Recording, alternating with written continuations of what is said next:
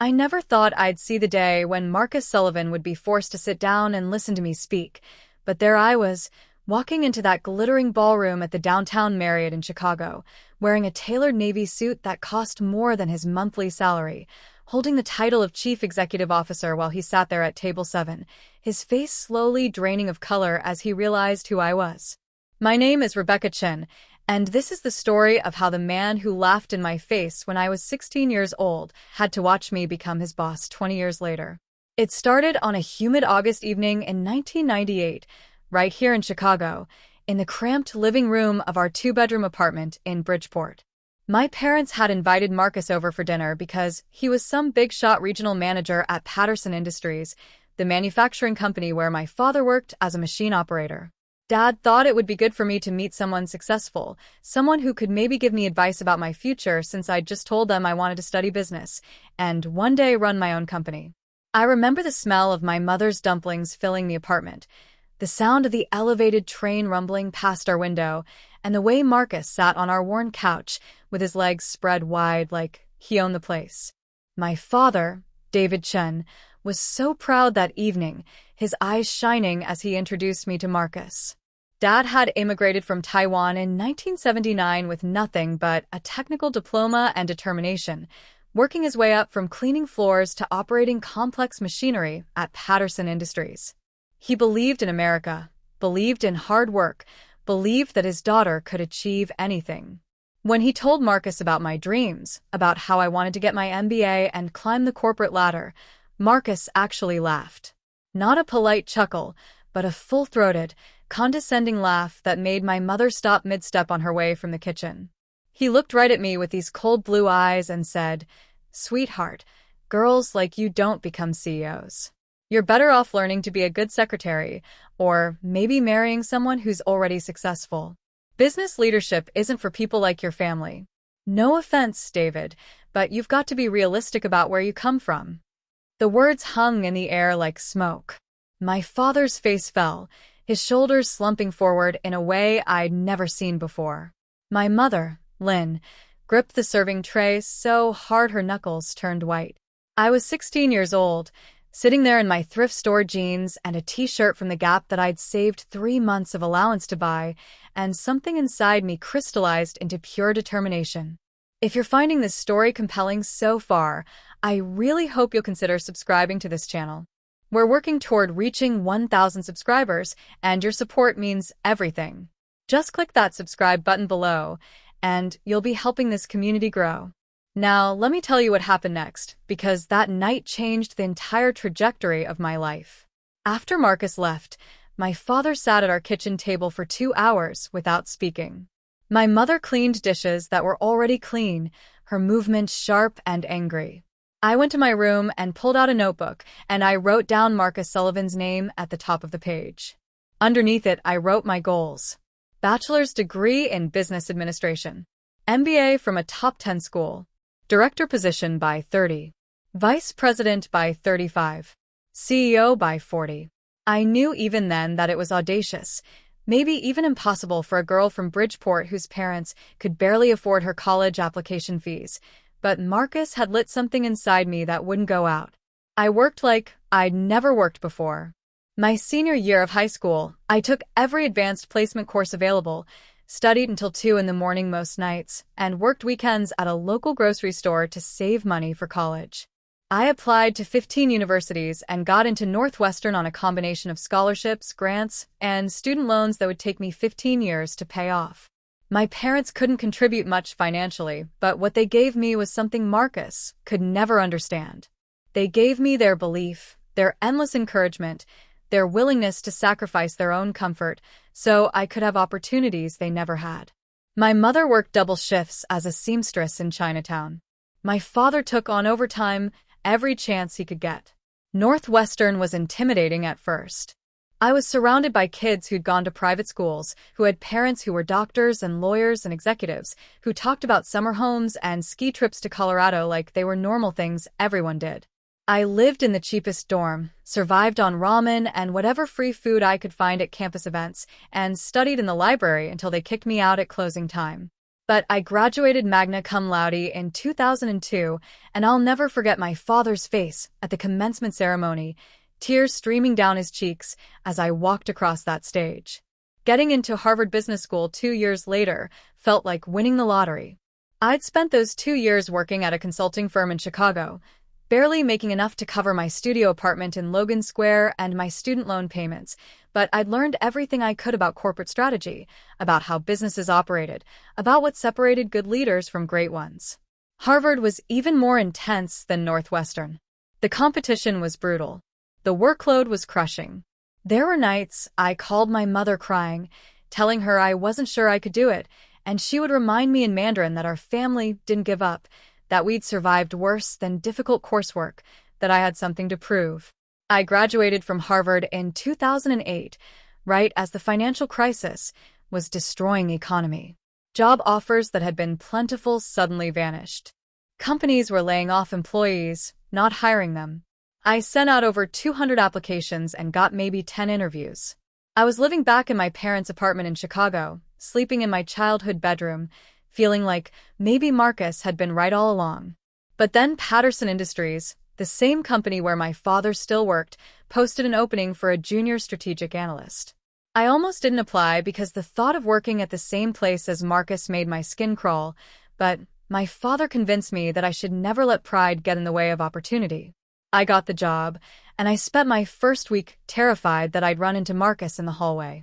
Patterson Industries had grown significantly since that dinner in 1998. They'd expanded from manufacturing into logistics and supply chain management, and they now had over 3,000 employees across multiple facilities in the Midwest. When I finally did see Marcus in the elevator on my 9th day, he didn't even recognize me. I was 28 years old, wearing business professional attire, my hair pulled back in a neat bun, and he looked right through me like I was invisible. I didn't remind him who I was. I just filed that moment away and got to work. If this story is resonating with you, please take a moment to click the subscribe button. We're building something special here and working toward that goal of 1,000 subscribers. Your subscription really does make a difference, and it helps stories like this reach more people who might need to hear them.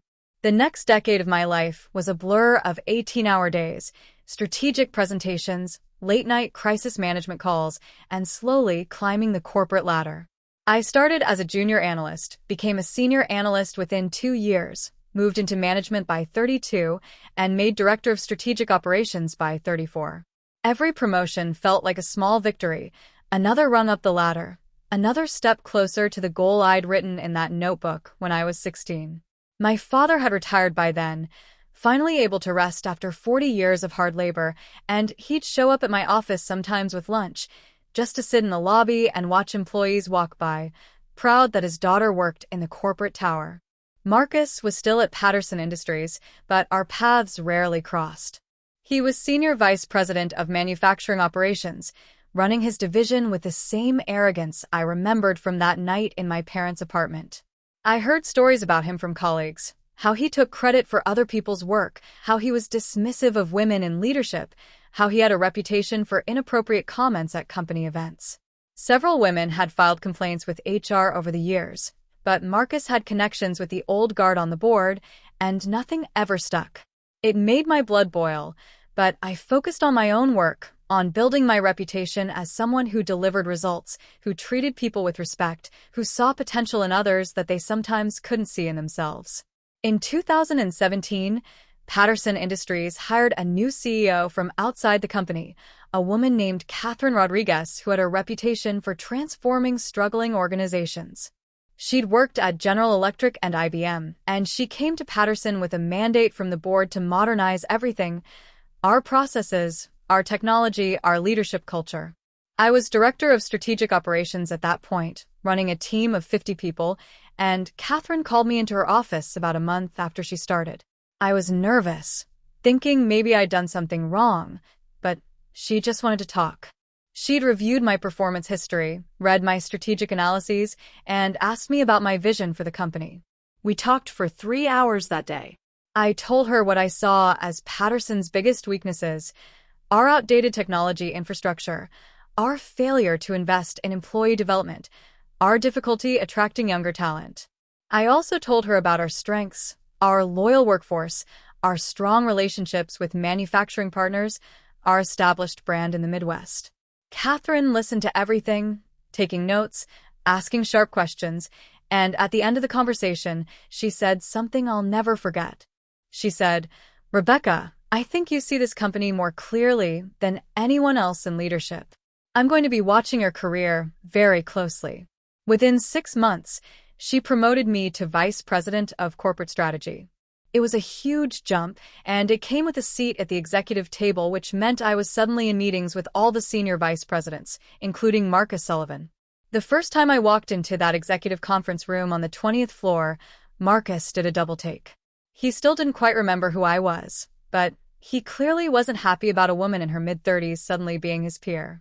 He made little comments during meetings, questioning my analyses, suggesting I didn't understand the manufacturing side of the business, talking over me when I presented ideas. Catherine shut him down every single time. She'd interrupt him mid-sentence and say, "Marcus, let Rebecca finish." Or she'd circle back to my point after he tried to change the subject, making it clear that she valued my input.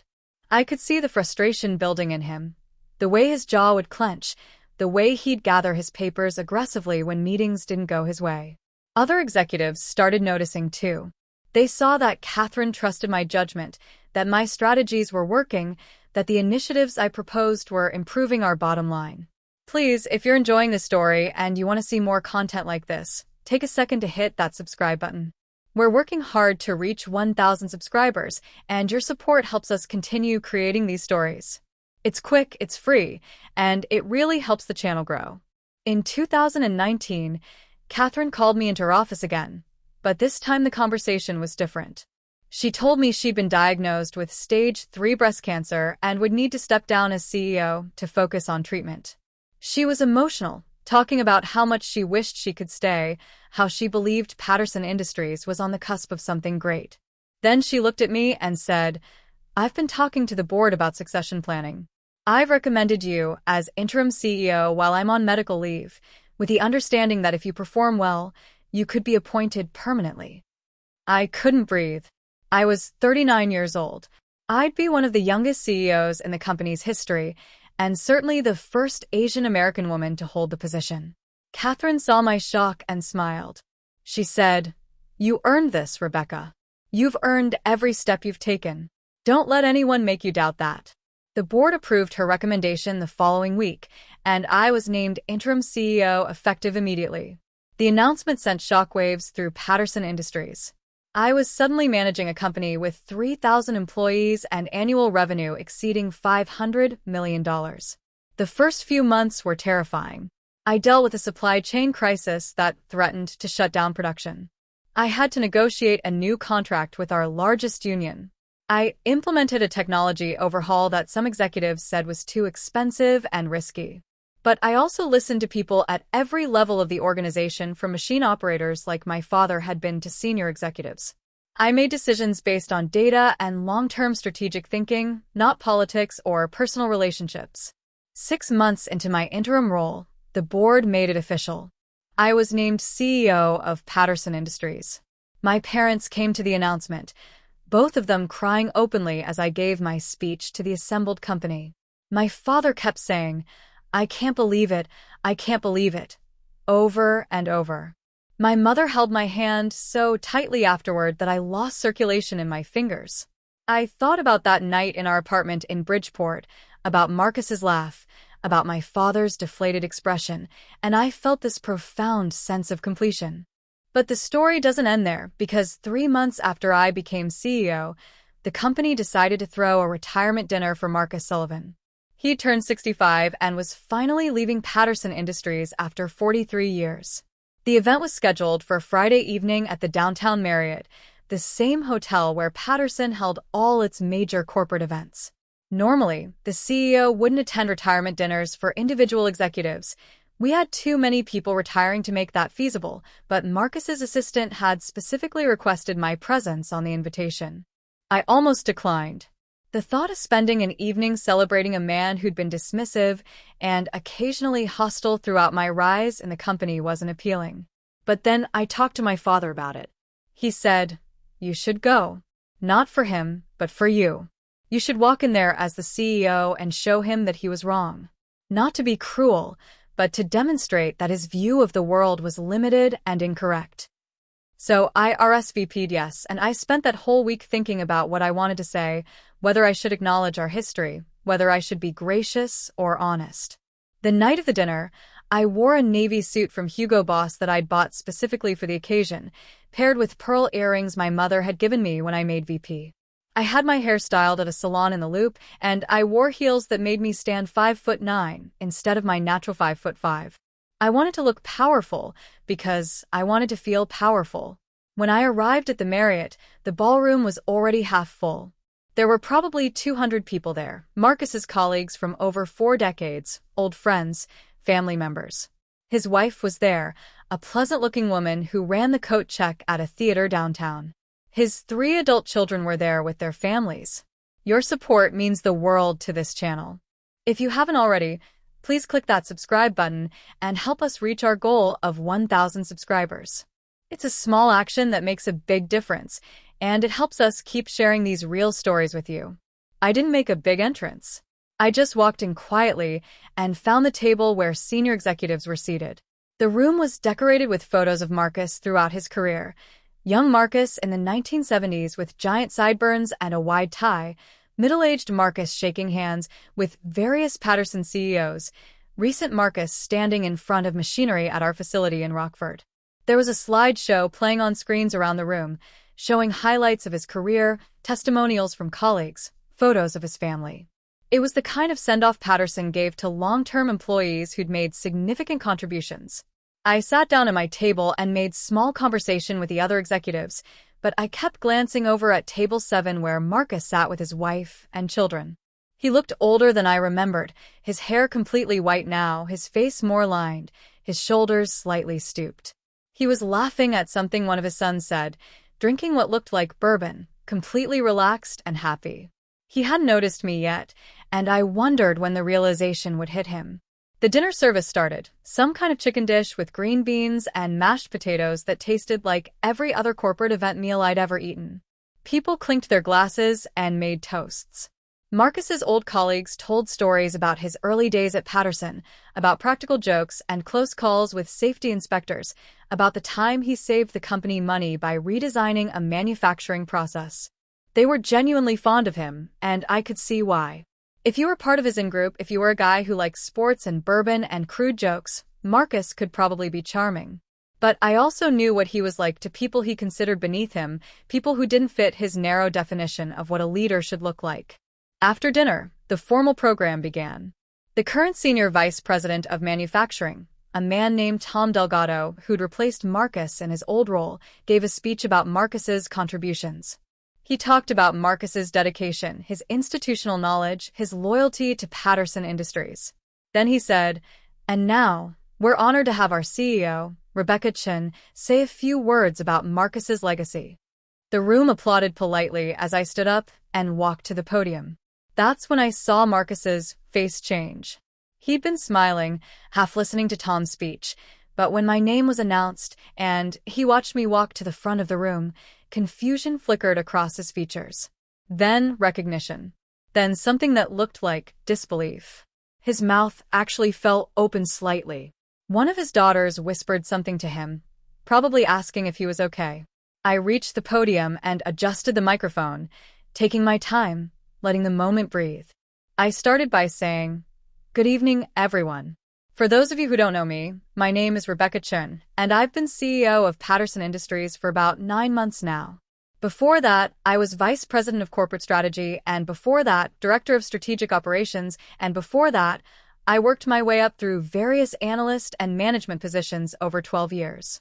I've spent a significant portion of my adult life at this company, and I've had the opportunity to observe many leaders, including Marcus Sullivan." I paused and looked directly at Marcus. His face had gone pale. I continued, "Marcus, you probably don't remember this, but we actually met many years ago, long before I worked at Patterson. I was 16 years old, and my father, who worked as a machine operator at this company for 40 years before retiring, invited you to dinner at our apartment in Bridgeport. He was so proud that evening, so excited to introduce you to his daughter, who had big dreams about studying business and one day becoming a CEO. The room had gone completely silent. You could hear the air conditioning humming. Marcus's wife reached over and grabbed his hand. I kept going. You laughed that night when my father told you about my goals. You said, and I'm quoting as accurately as I can remember after 22 years, "Girls like you don't become CEOs. You're better off learning to be a good secretary, or maybe marrying someone who's already successful. Business leadership isn't for people like your family." There were audible gasps around the room. Several people turned to look at Marcus, whose face had now shifted from pale to red. I saw his jaw clench, that same gesture I'd observed in executive meetings when things didn't go his way. But I wasn't done. "I want to thank you, Marcus, because that moment defined my entire adult life. I wrote down your name that night, and under it, I wrote all the goals you said I couldn't achieve. And then I went out and achieved every single one of them. I graduated magna cum laude from Northwestern. I got my MBA from Harvard Business School. I climbed the corporate ladder at this company despite skepticism and obstacles. And now I'm standing here as the CEO of Patterson Industries, giving a speech at your retirement dinner." Before I continue, I want to remind you that we're working toward 1,000 subscribers on this channel, and we'd love for you to be part of that community. Please click that subscribe button if you're finding value in this story. Your support truly matters and helps us keep creating content like this. I let that sit for a moment, then I softened my tone. But here's what I also want to say. The world that existed when you started your career at Patterson Industries in 1976 was very different from the world we live in now. The assumptions people made about who could lead, about what leaders looked like, about whose voices deserved to be heard, those assumptions were wrong, but they were also widespread. You weren't unusual in holding those beliefs. You were typical. And in some ways, that makes it both more understandable and more problematic, because structural barriers aren't maintained by individual bad actors, they're maintained by systems and cultures and unexamined assumptions that a lot of people share. I saw some confusion on Marcus's face now, like he wasn't sure where I was going with this. Patterson Industries has changed dramatically in the past decade, and much of that change happened under Catherine Rodriguez's leadership and continues under mine. We're a more diverse organization now, not because diversity is a buzzword, but because diverse perspectives make us smarter, more innovative, and more competitive. We're a more inclusive workplace, not because inclusion is trendy, but because when people feel valued and heard, they do better work. We're a more forward-thinking company, not because we're abandoning our history, but because we're building on it in ways that recognize the world has evolved. I looked around the room at all the faces watching me. Marcus, you gave 43 years to this company. That's a significant contribution, and it deserves to be recognized.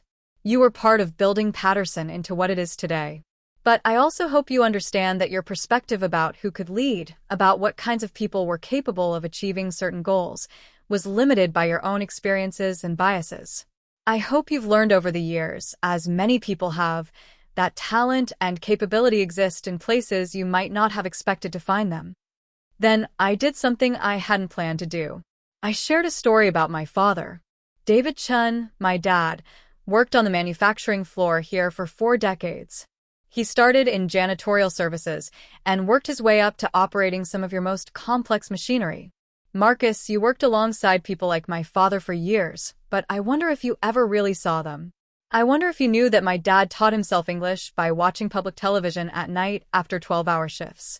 I wonder if you knew that he could troubleshoot machine problems that stumped engineers with advanced degrees.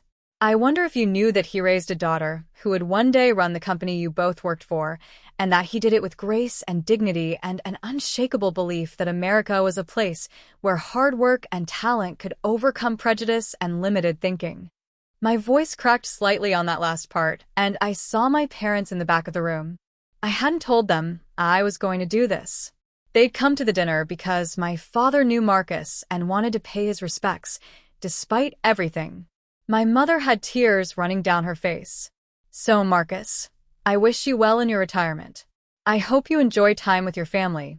I hope you travel or golf or Do whatever it is you've been dreaming about doing once you left the working world. But I also hope you take a moment to reflect on how the world has changed and how maybe some of the beliefs you held years ago weren't as accurate as you thought they were. Thank you for your service to Patterson Industries.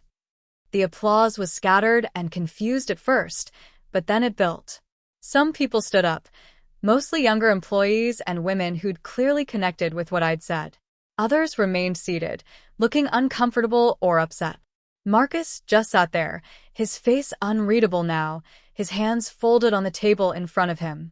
His wife was crying, though I couldn't tell if they were tears of embarrassment or empathy or something else. His children looked shocked. The son sitting next to him had his arm around his father's shoulder, whispering something in his ear. If you've made it this far in the story, thank you for listening. We're building a community here of people who appreciate authentic storytelling, and I'd love for you to be part of it. Please subscribe to help us reach that milestone of 1,000 subscribers. Just click the button below. It's quick and it helps so much.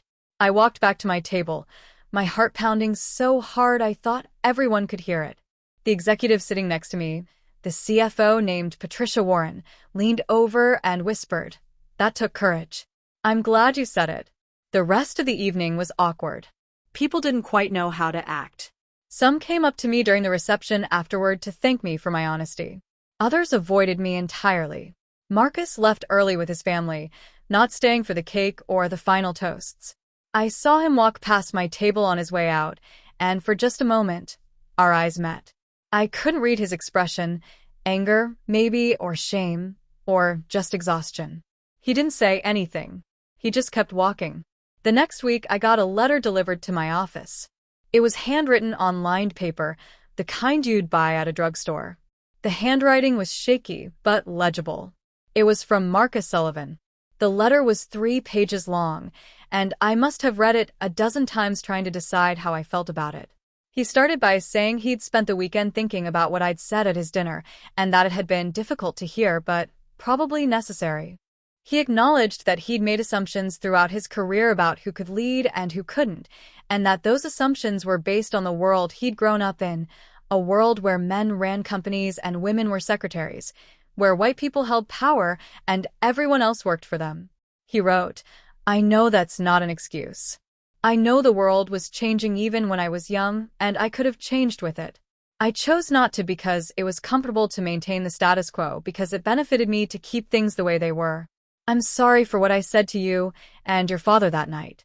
I genuinely don't remember the specific conversation, which I think is telling. It probably didn't seem important to me at the time, just another evening, another dinner.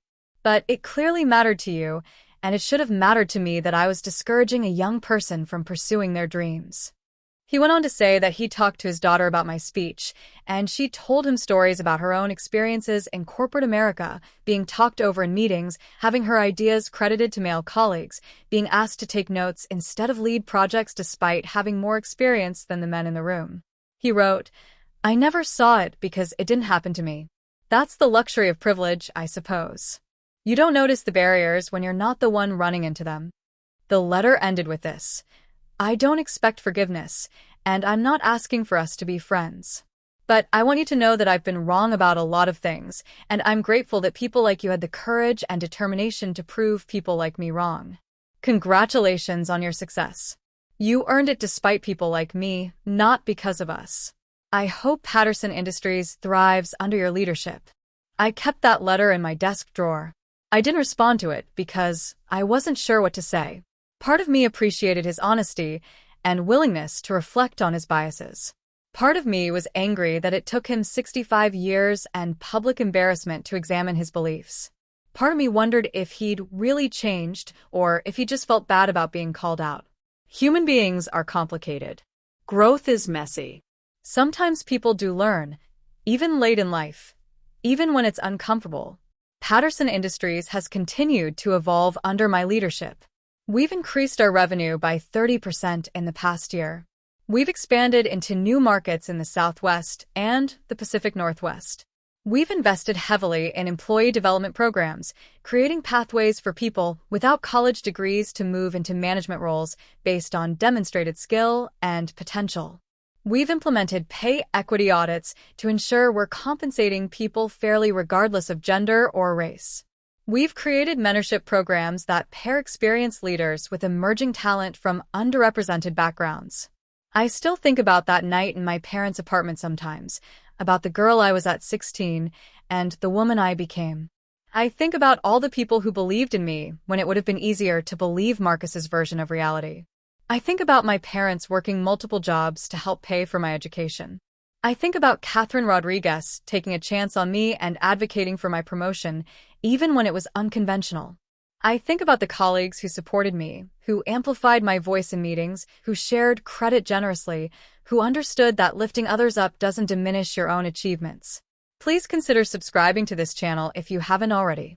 We're so close to reaching 1,000 subscribers, and your support helps us continue sharing these stories.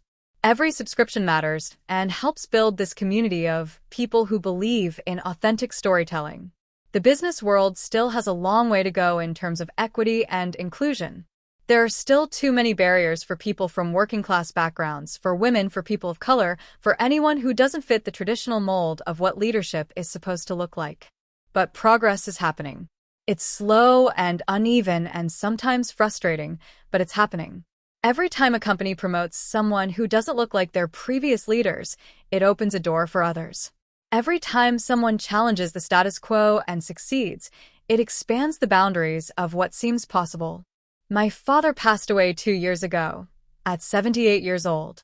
He got to see me become CEO before he died, got to visit my office on the 20th floor with its view of Lake Michigan, got to attend company events where employees who'd never met him knew his name because I talked about him so much. At his funeral, I gave a eulogy where I talked about his belief in possibility, his willingness to sacrifice for his family's future, his quiet dignity in the face of people who underestimated him. I said that every success I'd achieved was built on the foundation he and my mother created, and that I hoped I'd made him proud. My mother still lives in Chicago, though I moved her out of that apartment in Bridgeport into a nicer condo in Lincoln Park where she can walk to the lake and shop at Whole Foods and attend community center activities. She doesn't have to work anymore, and she spends her time volunteering at a community organization that helps recent immigrants navigate their new lives in America. She tells them stories about our family, about working multiple jobs and saving pennies and believing that the next generation would have opportunities she never had. She tells them that it's hard but it's worth it, and that persistence matters, and that they should never let anyone tell them they're not capable of achieving their dreams. I wish I could say that Marcus and I had some kind of reconciliation, some heartwarming moment where we became friends, and he fully understood the impact of his words and actions. But life isn't usually that neat. He retired, and I heard through the company grapevine that he moved to Arizona to be closer to his grandchildren. Someone told me he volunteers at a local library there helping kids with reading tutoring. Maybe that's his way of making amends, investing in young people instead of discouraging them. I hope so. I hope he's different now than he was then. People can change, even if the change comes late and imperfectly. What I learned from this experience is that other people's limited vision of who you are or what you're capable of doesn't have to define your reality. Marcus couldn't see past his own biases and assumptions, but that was his limitation, not mine. My father saw possibility where Marcus saw impossibility, and that made all the difference. The voices we choose to believe, the stories we tell ourselves about our potential, the support systems we build, those things shape our trajectories more than the skeptics and the naysayers. If you've stayed with me through this entire story, I'm grateful. These stories matter because they remind us that success isn't just about individual achievement. It's about proving that systems and assumptions can be challenged and changed. Please, if you found value in this, hit that subscribe button and help us reach our goal of 1,000 subscribers. Your support means we can keep sharing these authentic stories. I still have that notebook from when I was 16 with Marcus's name at the top and my goals listed underneath. Every single item on that list has been crossed off now, achieved through years of work and determination and the support of people who believed I could do it. But the notebook isn't finished. I've added new goals. Building Patterson Industries into a billion-dollar company, creating a workplace culture that attracts the best talent regardless of their background, establishing a foundation that provides scholarships for first-generation college students from working-class families. These goals are bigger and more complex, but they don't intimidate me the way they might have when I was younger. I've learned that what seems impossible is often just difficult, and difficult things become achievable when you're willing to work hard and persist even when people doubt you. There's a photo on my office wall that I look at every day. It's from my first week as CEO, and it shows me standing in front of the Patterson Industries headquarters building, the morning sun catching the glass facade, my reflection visible in the windows behind me.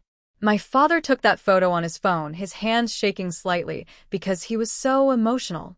I had it professionally printed and framed because it reminds me why I do this work. It's not about proving Marcus Sullivan wrong anymore. That moment at his retirement dinner was closure on that particular chapter.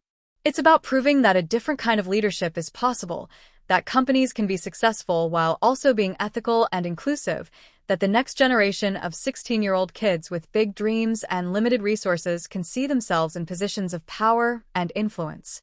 The manufacturing floor at our main facility in Chicago still operates around the clock, machines humming and workers in safety gear moving through their shifts, just like my father did for 40 years. But now those workers know that the CEO of the company understands their reality, that she came from the same kind of working-class background, that her father worked alongside them. When I visit the floor, which I do regularly despite advice from security that it's not necessary for someone in my position, people actually talk to me. They tell me about problems with equipment or suggestions for improving processes or concerns about safety protocols. They know I'll listen because I've never forgotten where I came from, who raised me, what it's like to worry about making rent or affording textbooks or wondering if you'll ever have the opportunities that other people seem to take for granted.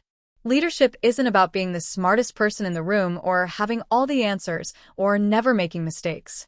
It's about listening more than you talk, about creating space for other people's voices, about making decisions that benefit the organization even when they're unpopular, about staying true to your values even under pressure. It's about remembering that every person in the company, from the janitorial staff to the executive team, deserves respect and dignity and the opportunity to grow. These aren't just platitudes. They're principles that guide how I run Patterson Industries, and they're principles I learned from watching my parents navigate a world that often didn't value their contributions. I got a message on LinkedIn a few months ago from a young woman named Sarah who'd seen a video of my speech at Marcus's retirement dinner. Someone had recorded it on their phone, and it somehow made its way onto YouTube, where it got a surprising amount of views and comments. Sarah wrote to tell me that she was 23 years old, fresh out of college with a degree in business, and that she'd been told by her first boss at a consulting firm that she was too soft for leadership and should consider supporting roles instead of management tracks. She said watching my speech gave her the courage to stand up for herself, to document the discrimination she was experiencing, to file a formal complaint with HR, and eventually to leave that company for a better opportunity where her capabilities were recognized and valued. That message meant more to me than any quarterly earnings report or industry award. It reminded me that our stories matter, that speaking truth about our experiences can give other people permission to tell their own truths, that change happens when individuals have the courage to challenge systems that aren't working. I wrote back to Sarah and told her to stay in touch, that I wanted to hear about her career progression, that she should never let anyone diminish her ambitions. We've exchanged messages a few times since then, and she's thriving now at a tech startup in San Francisco where she's already been promoted twice. She's exactly the kind of leader the business world needs more of, someone who leads with empathy and intelligence, who sees possibility in others, who understands that strength comes in many forms. I've started speaking at colleges and universities, sharing my story with students who are just beginning their careers. I talk to them about resilience, about the importance of finding mentors who believe in you, about how rejection and doubt can be fuel rather than obstacles if you choose to use them that way. After one talk at Northwestern, my alma mater, a young man approached me with tears in his eyes. His name was Ahmed, and he told me his parents had immigrated from Syria 5 years earlier, that his father worked at a warehouse and his mother cleaned office buildings at night, and that everyone in his extended family was telling him to pursue something practical, like accounting instead of his dream of working in corporate strategy. He asked me if I thought he could make it, if someone like him could actually achieve the kind of success I'd achieved. I looked at this young man, 20 years old with his whole life ahead of him, and I saw myself at 16 sitting in that cramped apartment in Bridgeport. I told him yes, absolutely yes, but that it wouldn't be easy. I told him there would be people who underestimated him, who made assumptions based on his background or his name or the way he spoke. I told him there would be moments when he questioned whether he was good enough, whether he belonged, whether the dream was worth the sacrifice. But I also told him that those moments don't define you. How you respond to them defines you. I told him to write down his goals, to find people who believed in him, to work harder than everyone else, not because he had to prove anything to the doubters, but because excellence was its own reward. Ahmed sent me an email 6 months later telling me he'd gotten an internship at a consulting firm in Chicago, that he'd used some of the advice I'd given him in his interviews, that he was more confident now about his path forward. These are the moments that make everything worthwhile. Knowing that my story, my struggle, my success can light the way for someone else who's navigating similar challenges. Before we continue, I want to remind you that your subscription really helps this channel grow. We're working toward that goal of 1,000 subscribers, and every person who clicks that button brings us closer. If this story has moved you, or taught you something, or made you think differently, please consider subscribing. It takes just a second, and it means the world to us. Patterson Industries is now being recognized as one of the best places to work in the Midwest. We've been featured in business magazines talking about our innovative approach to leadership development, our commitment to pay equity, our investment in employee wellness programs. Recruiters tell me that when they mention Patterson Industries to potential candidates, people get excited about the opportunity to work here. That wasn't true 5 years ago, when we had a reputation as a solid but old-fashioned manufacturing company. The transformation has been remarkable, and it's happened because we've been intentional about creating a culture where everyone can thrive. But I don't want to paint an unrealistically rosy picture. Change is hard and ongoing. We still have executives who resist new approaches, who long for the way things used to be, who think diversity initiatives are distractions from the real work of running a business. I've had to have difficult conversations, make tough personnel decisions, hold firm on principles even when it created conflict. There was a senior executive who'd been with the company for 25 years who I had to let go last year because he repeatedly undermined our diversity and inclusion efforts, made inappropriate comments to female employees, and refused to change despite multiple warnings and opportunities for coaching. He had deep relationships with some board members, and letting him go created tension.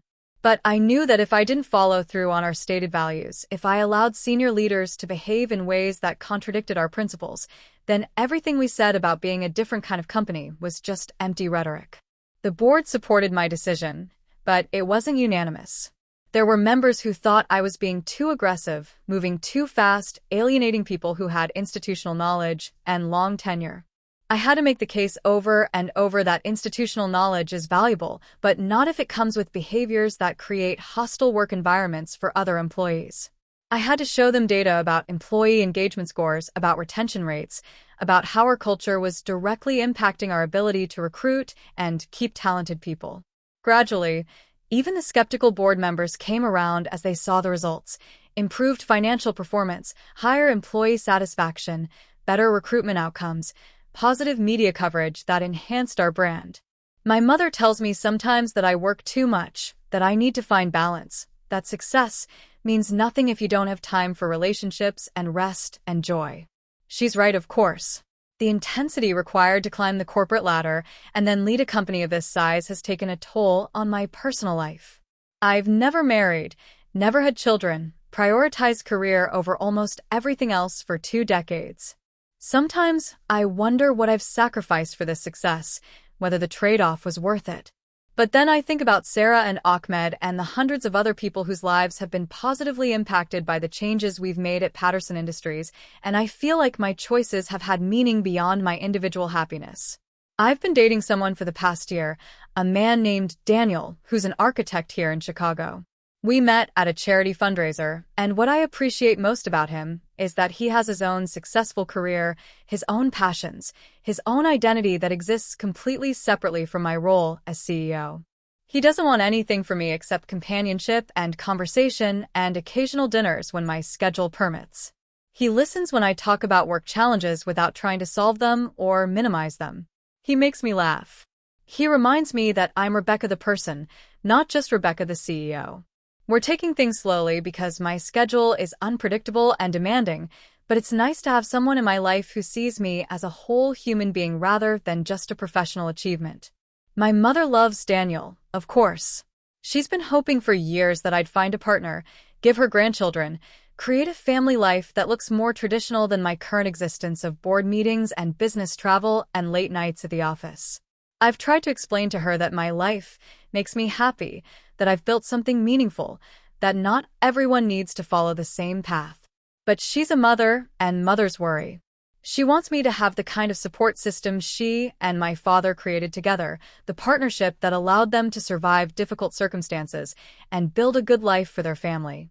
I understand her concerns, even if I don't entirely share them. The business world is changing rapidly, and staying ahead requires constant adaptation and learning. We're investing heavily in automation and artificial intelligence, which creates ethical dilemmas about workforce displacement and the future of manufacturing jobs. I've insisted that as we implement new technologies, we also invest in retraining programs for employees whose roles might be eliminated, creating pathways for them to move into new positions within the company rather than simply laying them off. It's more expensive in the short term, but it's the right thing to do, and it also creates loyalty and institutional knowledge that benefits us in the long term. We're also expanding our sustainability initiatives, recognizing that companies have a responsibility to address climate change and environmental degradation. We've committed to reducing our carbon emissions by 50% over the next decade, transitioning to renewable energy sources, implementing circular economy principles in our manufacturing processes. Some investors have questioned whether these commitments will hurt our profitability, but I've shown them data from other companies demonstrating that sustainability and financial success aren't mutually exclusive. In fact, companies that lead on environmental issues often outperform their competitors because they're innovating, attracting better talent, and building brand loyalty with consumers who care about these issues. If you're still with me, thank you for listening to this journey. We're building a community of people who believe in authentic stories about overcoming obstacles and creating change. Please subscribe to help us reach 1,000 subscribers. Your support makes all the difference and allows us to keep creating content like this. I've been thinking lately about legacy, about what I want to leave behind when I eventually step down as CEO. It's not about having my name on a building or being remembered as some great visionary leader. It's about creating systems and cultures that outlast my tenure, that continue to provide opportunities for people regardless of their backgrounds, that prove a different model of capitalism is possible, one where companies can be profitable while also being forces for social good. I want Patterson Industries to be a case study that other organizations can learn from, proof that investing in people and operating ethically isn't just idealistic rhetoric, but practical business strategy. I've established a foundation through Patterson Industries that provides college scholarships specifically for children of manufacturing workers and other working-class families. The scholarships cover full tuition, room, and board at any accredited university, plus a stipend for books and living expenses. We funded the first class of 20 students this year, and reading their applications reminded me so much of myself at that age. Ambitious, hardworking, talented young people who just needed someone to invest in them. One girl wrote about how her mother worked 3 jobs to support 4 children after her father died, and how she'd been accepted to MIT but didn't think she could afford to go even with financial aid because she needed to work to help support her siblings. Our scholarship changed that calculation, allowed her to pursue her dreams without sacrificing her family's stability. These are the stories that matter. I invited all 20 scholarship recipients to visit Patterson Industries headquarters last month, gave them a tour of the facilities, introduced them to engineers and executives and machine operators, talked to them about careers in business and manufacturing and leadership. I wanted them to see what was possible, to understand that companies like ours employ people with all kinds of skills and interests to start building networks that might serve them in the future. One of the students, a young woman named Maria whose parents immigrated from Guatemala and work in agricultural fields downstate, told me that she'd never been inside a corporate office before, had never imagined herself working in a place like this. She said, I always thought these spaces were for other people, not for people like me. I told her what I wish someone had told me when I was her age. These spaces are for anyone talented and determined enough to claim them. The conversation with Maria stayed with me for days afterward. It reminded me how much invisible barriers shape people's sense of what's possible, how the lack of representation in leadership positions sends a message about who belongs and who doesn't. That's why visibility matters so much. Every time a person of color or a woman or someone from a working-class background ascends to a position of power, it expands the collective imagination about what's achievable. It's not enough, of course. We need systemic change, policy reforms, institutional commitment to equity. But representation is part of the solution, not the whole solution, but an important piece. Marcus Sullivan's retirement dinner was 2 years ago now, and I still think about that evening sometimes, about the look on his face when he realized who I was, about the complexity of that moment. I don't hate Marcus. I never really did, even when I was angry about what he'd said. He was a product of his time and place and experiences, someone who'd been taught certain lessons about how the world worked and never questioned them until circumstances forced him to. His letter suggesting he'd reflected on his biases and begun to understand his privilege. That meant something, even if it came late. Growth at any age is valuable. Understanding at any stage is better than never understanding at all. I wonder sometimes what would have happened if Marcus had responded differently that night in my parents' apartment. What if he'd encouraged me instead of dismissing me? What if he'd seen potential instead of impossibility? Would my trajectory have been easier, smoother, less defined by the need to prove people wrong? Maybe. But I also wonder if the adversity shaped me in important ways, gave me empathy for others facing similar dismissal, fueled the determination that carried me through difficult moments when giving up would have been easier. There's no way to know, of course. We only get one life, one path, one set of circumstances to navigate. What I do know is that I'm grateful for the people who believed in me, my parents above all, but also teachers and professors and mentors and colleagues who saw something in me worth investing in. I'm grateful for Catherine Rodriguez taking a chance on me when conventional wisdom suggested I was too young and inexperienced for the CEO role.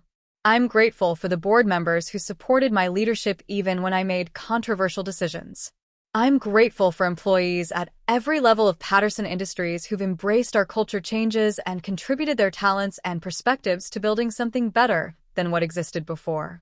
And I'm grateful, in a complicated way, for Marcus Sullivan's doubt.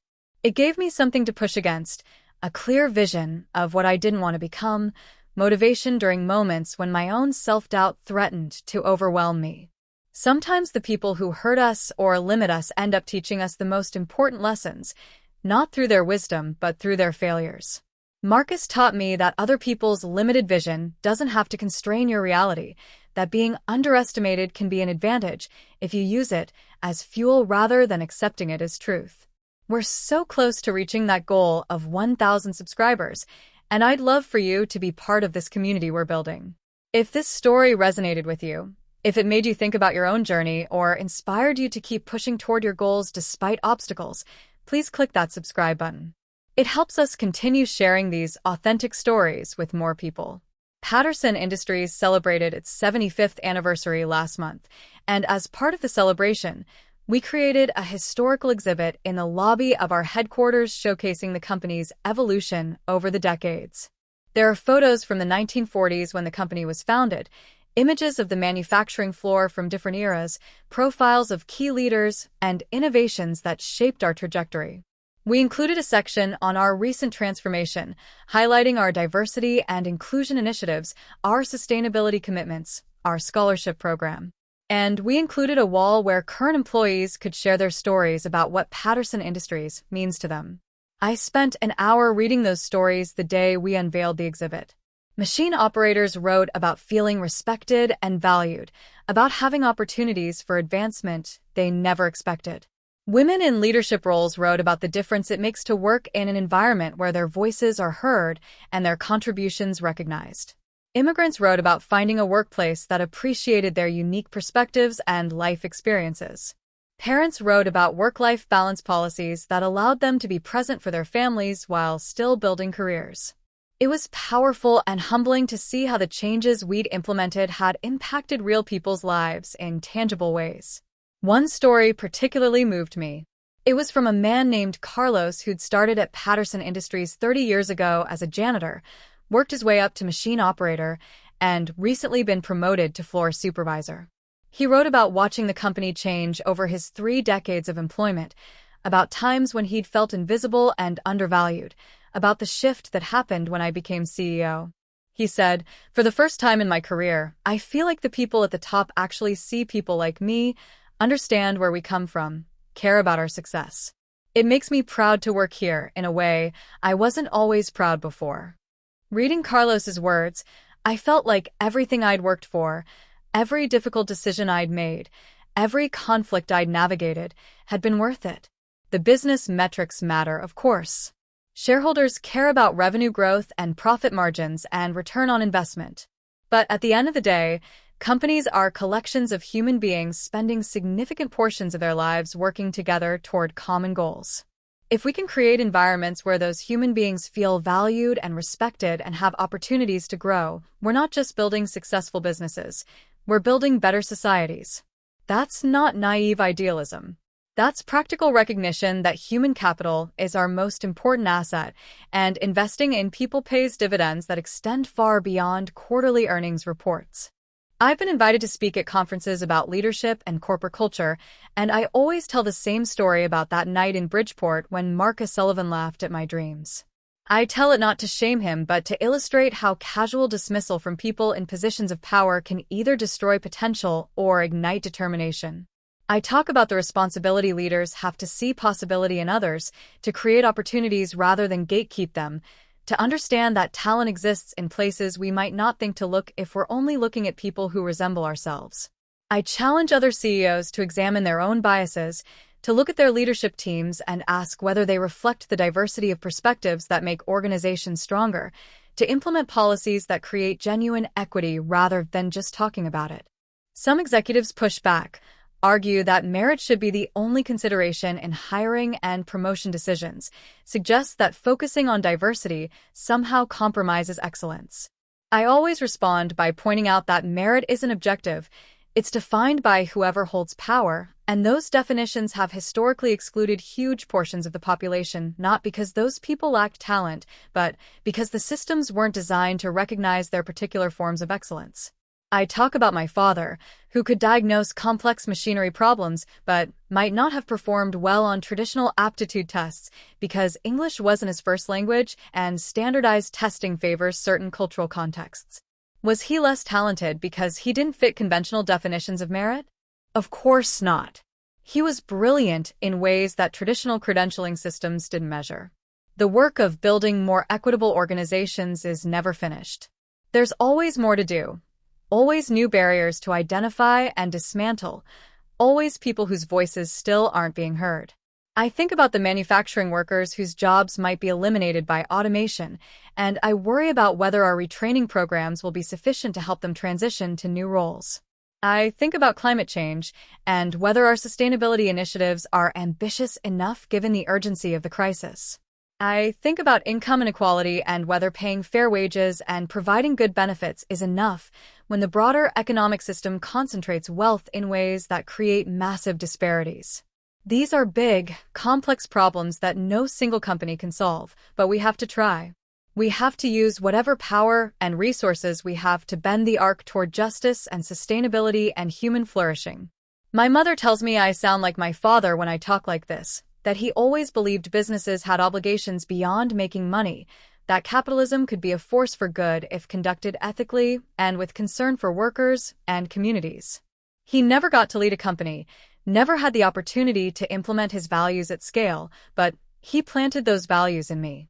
Every decision I make as CEO is influenced by what he taught me, that work has dignity, that people deserve respect regardless of their job titles or income levels, that success means nothing if it comes at the expense of other people's well-being. If you've found value in this story, please take a moment to subscribe to this channel. We're trying to reach 1,000 subscribers, and your support helps us continue creating and sharing these authentic stories. It's a small action that makes a real difference. I don't know how much longer I'll be CEO of Patterson Industries. I'm 43 years old now, and I could potentially lead this company for another 20 years if I wanted to. But I also think about succession planning, about identifying and mentoring the next generation of leaders, about ensuring that the culture and values we've built will outlast my tenure. I've started paying close attention to emerging leaders within the organization, people who demonstrate not just technical competence, but also emotional intelligence, ethical judgment, commitment to equity, and ability to inspire others. Some of them look nothing like traditional executives. They're young, diverse in various ways, coming up through unconventional paths. But they have what it takes, and part of my job is making sure they get the opportunities and support they need to develop their leadership capabilities. There's a woman named Jasmine who's currently director of operations at our facility in Milwaukee. She's 31 years old, Black, grew up in public housing in Detroit, first in her family to attend college. She started at Patterson as a logistics coordinator 7 years ago and has been promoted 4 times based on her exceptional performance, her innovative thinking, and her ability to build strong teams. I've been mentoring her for the past 2 years, having her shadow me at board meetings, involving her in strategic planning sessions, giving her visibility with key stakeholders. She's exactly the kind of leader Patterson Industries needs, and I want to make sure she has every opportunity to continue advancing. Maybe one day she'll be CEO, and some young person will hear her story and see possibility for themselves the way I saw possibility in Catherine Rodriguez's story. The work of breaking barriers is generational. Each generation pushes a little further, opens a few more doors, makes the path slightly easier for those who come after. I benefited from women and people of color who came before me, who fought battles I never had to fight, who created opportunities that allowed me to imagine becoming a CEO when that would have been unthinkable a generation or two earlier. Now it's my responsibility to do the same for the next generation, to use whatever privilege and power I've accumulated to lift others up, to make sure the ladder I climbed doesn't get pulled up behind me. I still visit my parents' old apartment building in Bridgeport sometimes, though we haven't lived there for years and the neighborhood has changed significantly. I park my car on the street and look up at the third-floor window where our living room used to be, where Marcus Sullivan sat on our couch and laughed at my dreams, and I feel such a complex mix of emotions. Gratitude for where I started, because it gave me grit and perspective and empathy. Pride in how far I've come, how far my family has come, how we transform struggle into success through determination and mutual support. Sadness that my father isn't here to see the full extent of what his belief made possible. Determination to honor his legacy by continuing to build opportunities for others. Last month, I spoke at a fundraiser for an organization that provides support services for immigrant families in Chicago.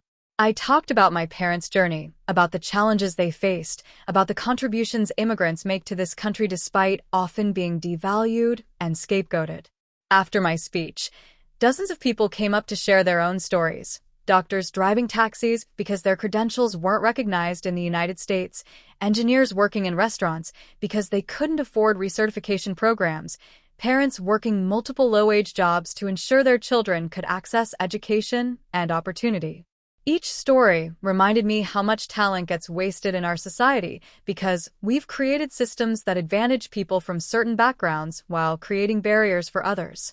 These conversations reinforce my commitment to using Patterson Industries as a model for what's possible when companies genuinely commit to equity and inclusion. We've shown that you can be profitable while also being ethical, that you can compete in global markets while also treating workers with dignity, that you can innovate and grow while also taking responsibility for your environmental and social impact. Other companies are watching what we're doing, some because they're genuinely interested in creating better workplaces and others because they recognize that consumers and employees increasingly expect businesses to operate this way. Either motivation is fine with me. The outcome is what matters. I've also become more politically engaged, recognizing that corporate leadership alone can't solve systemic problems that require policy solutions. I've advocated for education funding increases, immigration reform, paid family leave policies, climate change legislation, and other issues that impact the people who work at Patterson Industries and people like them across the country. Some board members have suggested I should be less politically vocal, that CEOs should stay neutral on controversial issues, but I disagree. People in positions of power and privilege have a responsibility to use their voices to advocate for positive change. Staying silent isn't neutral, it's complicity with the status quo. Before we finish this story, I want to ask one more time for your support. We're building a community here of people who appreciate real stories about overcoming adversity and creating positive change in the world. Please subscribe to help us reach our goal of 1,000 subscribers. Your subscription helps us continue this work and reach more people who might need to hear these stories.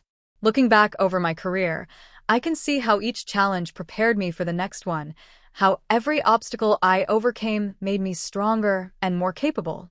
Being underestimated taught me to trust my own judgment. Facing discrimination taught me to recognize it and fight against it when I saw it happening to others. Coming from a working-class background gave me perspective that shapes every decision I make as CEO. The journey wasn't easy or straightforward, but it was mine, and it made me who I am today. If I could go back and talk to 16-year-old Rebecca sitting in that apartment in Bridgeport, devastated by Marcus Sullivan's dismissal, I would tell her that his laughter will become her fuel, that his doubt will sharpen her determination, that proving him wrong will be satisfying but ultimately beside the point. The point is building a life of meaning and purpose, creating opportunities for others, using whatever gifts and privileges you accumulate to bend systems toward justice. I would tell her that the road ahead will be long and difficult, but she's stronger than she knows, and she won't be walking it alone.